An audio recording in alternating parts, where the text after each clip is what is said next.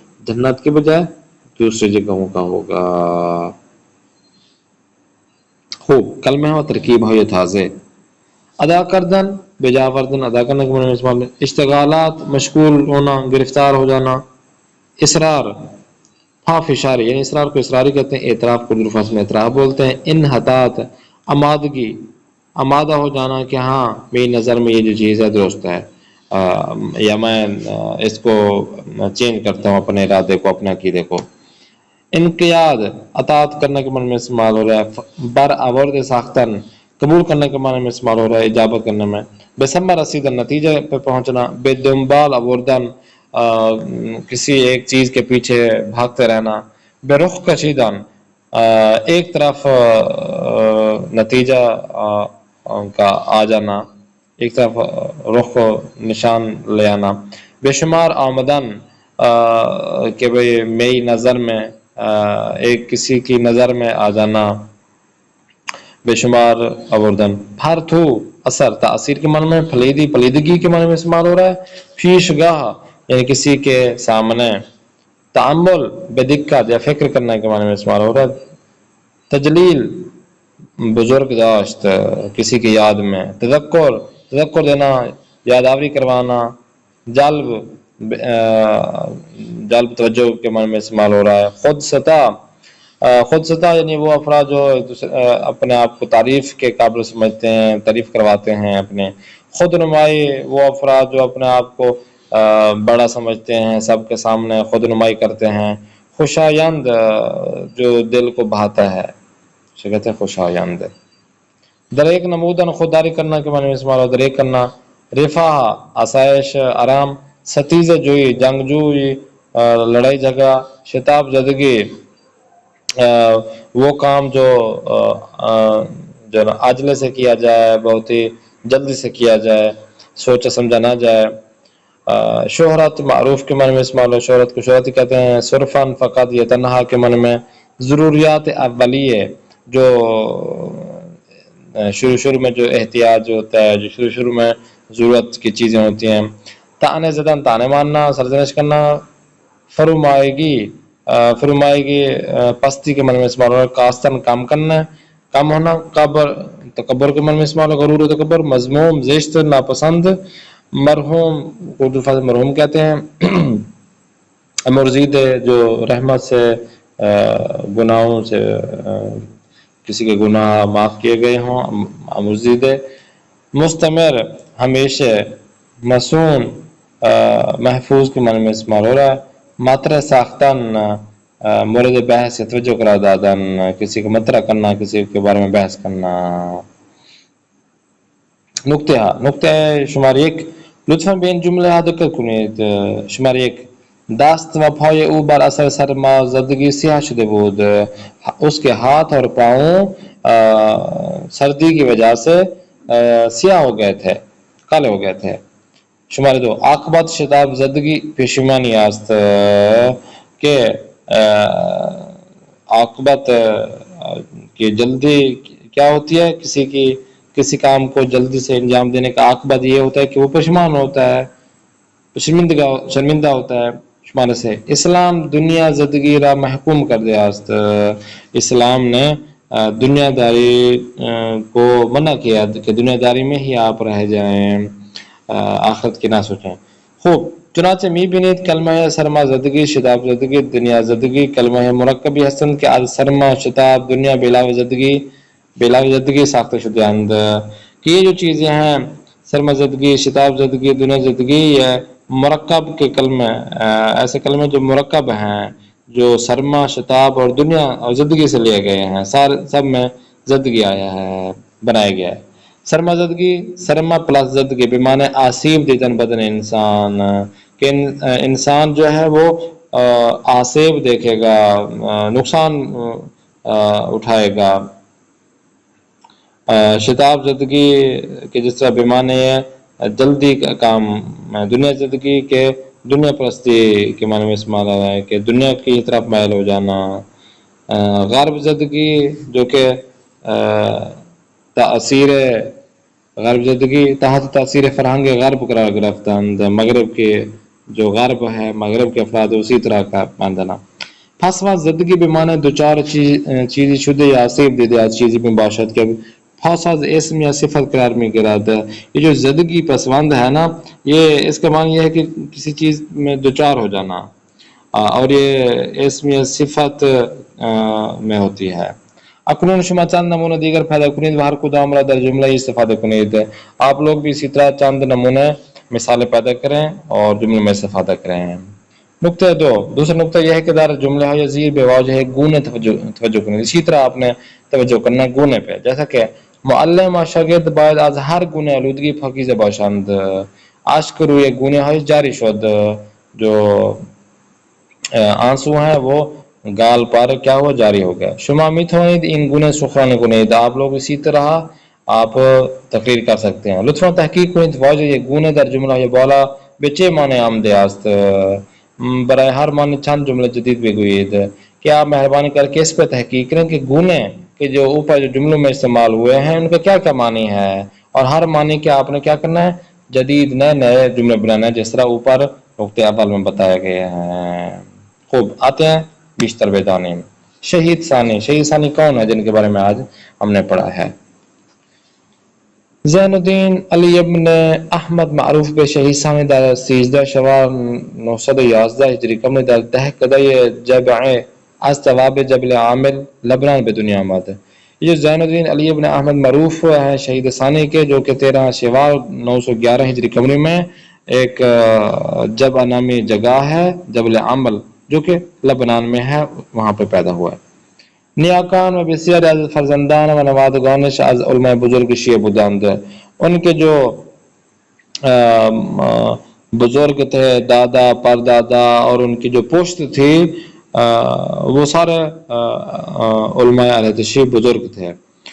شہید ثانی ادبیات و فکر نزد پدرش آموخت. شہید ثانی نے جو ادبیات ہے اور فقہ کے جو چیزیں ہیں، کتابیں ہیں، انہوں نے اپنے بابا سے سیکھیں. وہ برائے ادام تحصیل بے کشورهای مختلف سفر کرد، اور اپنے علم میں اضافہ کرنے کے لیے، تعلیم حاصل کرنے کے لیے مختلف کنٹریز میں انہوں نے کیا کیا، سفر کیا. ایشان در 23 سالگی میں درجہ اجتہاد نائل شد کہ اتنا انہوں نے علم حاصل کیا مختلف علاقوں میں، مختلف کنٹریز میں جا کر کے 23 سال کی عمر میں بڑے علماء مجتہد بن گئے. قاضی زادہ رومی کہ به دانش و فضیلت های شهید ثانی پی برده بود. قاضی زادہ رومی کہ جو شہید ثانی کے علم کے معترف تھے، او را مدیر مدرسہ نوریہ در شہر بعلبک لبنان قرار داد. ان کو شہید ثانی کو انہوں نے کیا کیا، ایک مدرسہ جو تھا مدرسہ نوریہ بعلبک کے شہر میں، ان کا کیا صدر بنا دیا، ہیڈ بنا دیا. و شہید به مدت 5 سال 5 مذہب فقہ جعفری حنفی مالکی شافعی و حنبلی تدریس میں کرد. کہ شہید ثانی اتنا مسلط ہے، ان کے علم اتنا تھا سینے پر کہ 5 سال میں 5 مذہب جو ہیں، ایک اہل تشیع مذہب، ایک مذہب حنفی مالکی شافعی و حنبلی کو آپ تدریس کرتے، اس کا درس دیتے، جبکہ وہ خود اہل تشیع تھے، مگر یہ کہ اتنا مضبوط تھے فقہ میں، ادبیات میں، کہ وہ 5 مذہب کے جو افراد تھے ان کو تدریس کر سکتے. واز مراد تقلید 5 مذہب مذکور بود، اور یہی تقلید ان کے 5 جو مذہب کی تھی وہ ویسے تھی جو اوپر بتائی ہے. سر انجام در اثر کینت های دشمنان ناگزیر به ترک بعلبک شد. بالآخر جو آپ کے دشمن تھے، ان کے جو ہتھ کھنڈے تھے، انہی کی وجہ سے آپ بعلبک شہر کو ترک کر دیا، چھوڑا. و به وطن خود بازگشت، اور پھر واپس آپ آ گئے اپنے وطن. شہید ثانی در سال 966 ہجری قمری به دستور حاکم روم دستگیر شد. 966 سال ہجری میں شہید ثانی جو حاکم روم ہیں، ان کے حکم سے آپ کو کیا کیا گیا، آپ کو پکڑا گیا، آپ کو زندان کیا گیا. فرستادہ یہ حاکم در کنار دریا سرش را از بدن جدا کرد و او را به شهادت رساند. اور جو حاکم کی طرف سے بھیجا گیا تھا بندہ، اور وہ جو افراد تھے بھیجے گئے تھے، وہ افواج بھیجے گئے تھے، انہوں نے شہید ثانی کو دریا کے کنارے ان کا سر تن سے جدا کیا اور ان کو شہید کر دیا. حسد شہادت جمعی از ترکمن ها از آنجا میگذشتند که دیدن نوری از آسمان به زمین می آید و برمیگردد. ان کی شہادت کے بعد کچھ ترکی کے جو افراد تھے ترکمن جو وہاں سے گزرے اور انہوں نے دیکھا کہ ایک آسمان سے نور آ رہا ہے جو کہ زمین پر، پھر زمین سے واپس جا رہا ہے آسمان پر. چون به آن محل رفتند، جیسے ہی وہ اس جگہ گئے، پیکر متحد شہید ثانی را شناختند، شہید ثانی کے جسم اطہر کو انہوں نے پہچان لیا، مدر ہمان جو دفن کردن، اور اسی جگہ پر ان کو دفن کر دیا. امروزی آرام گاہ وزارت گاہ علاقہ مندان علم دانش است. ابھی ان کی جو آرام گاہ ہے، قبر مطہر ہے، وہ علم حاصل کرنے والے اور علم و دانش افراد کے جو افراد ہیں ان کی زیارت گاہ بن چکی ہے، اہل علم جاتے ہیں وہاں پر. آثار شہید ثانی عبارت انداز، شہید ثانی کے جو کتابیں ہیں، آثار ہیں، وہ یہ ہیں: منیت المرید فی آداب المفید والمستفید، مالک روضۃ الجنان، شرح لمہ کے در زندان نوشت ہے، اور لمہ کی شرح ہے کہ جو زندان میں انہوں نے لکھی ہے، اس کے علاوہ اور بھی. امید کرتے ہیں آپ کو کلاس پسند آ رہی ہوں گی. انشاءاللہ نیکسٹ کلاس میں پھر ملاقات کرتے ہیں. اپنے میزبان کاری محمد آصف اصفہانی کو دیں اجازت. خدا نگہدار. شما باشد.